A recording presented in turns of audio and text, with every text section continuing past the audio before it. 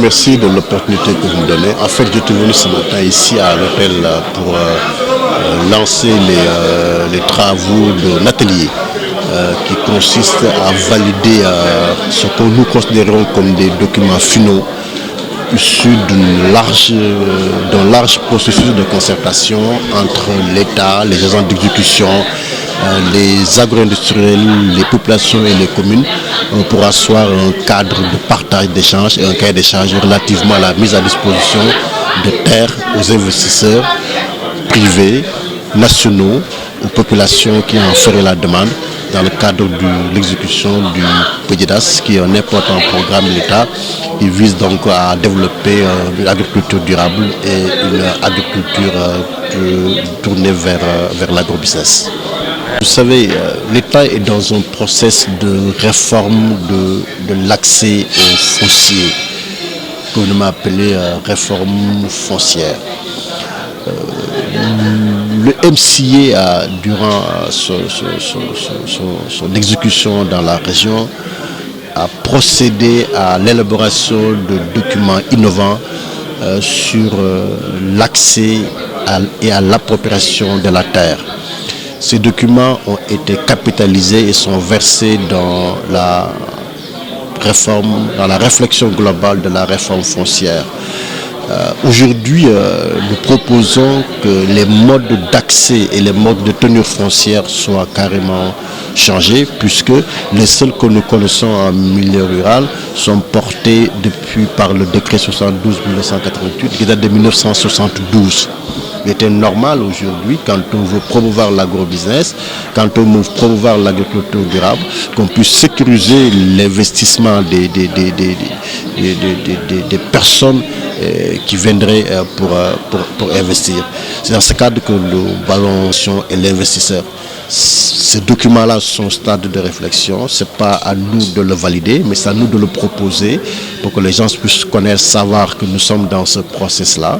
Mais ce dont il sera discuté, c'est l'accord cadre et le cahier des charges qui définissent carrément les engagements des parties, puisqu'il faut d'abord souscrire à un cahier des charges, l'accepter, ce qui structure les rapports entre la collectivité locale, le PEDIDAS et l'investisseur, avant de pouvoir prétendre à un bail ou à un sous-bail. Nag moom la ñu moom moo tax PEDIDAS jóg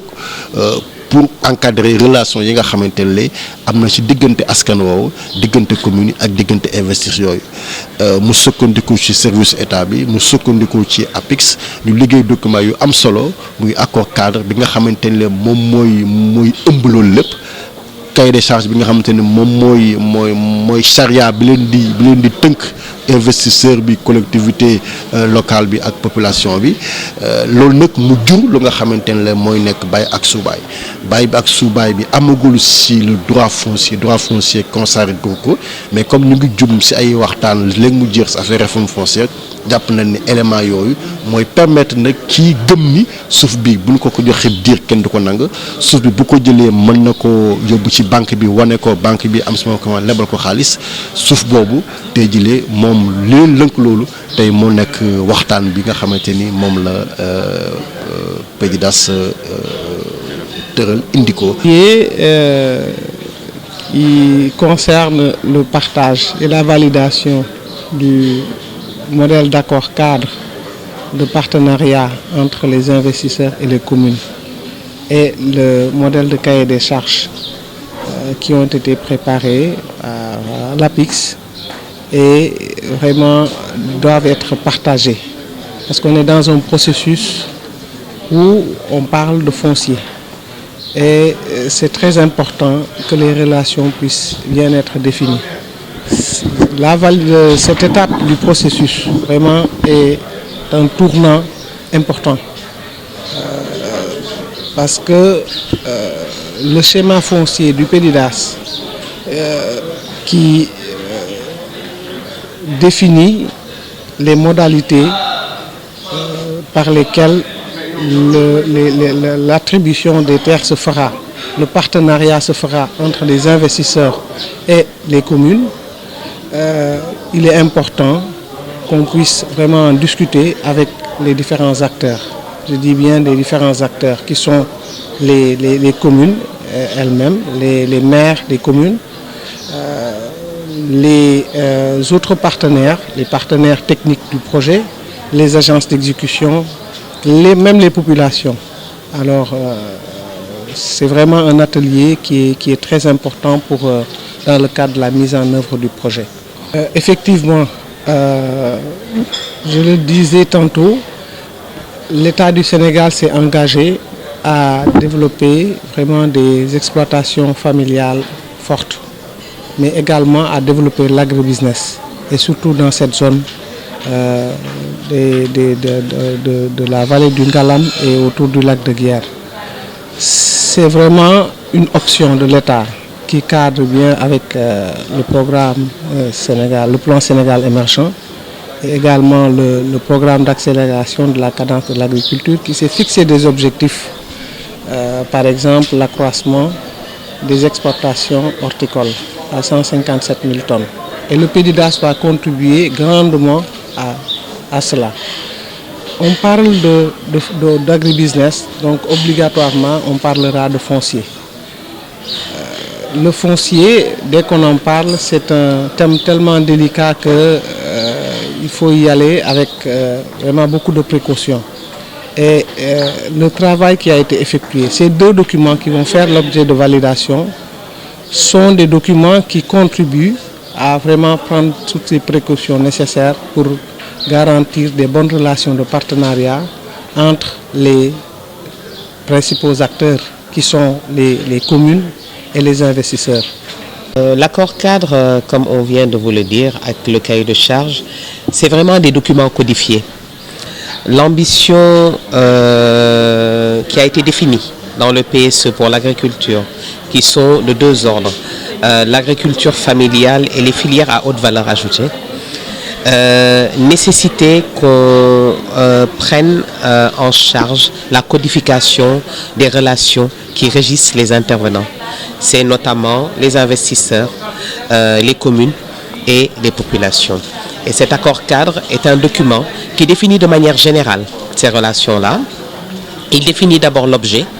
donc le partenariat qui va être noué entre la commune et l'investisseur. Il définit la durée de cet accord cadre. Dans le présent cas du PDIDAS, il dure le temps du projet. Et il définit tout ce qui est documents de base qui vont constituer vraiment le cadre de ce partenariat, notamment le sous-bail, notamment le cahier de charge et le document de gestion des infrastructures. Ça, c'est vraiment le document général des relations qui vont régir ce partenariat entre investisseurs et communes. Waaw, comme ni ko waxee sànq mën nañu jàpp ni procès bu am solo la parce que dëppoo na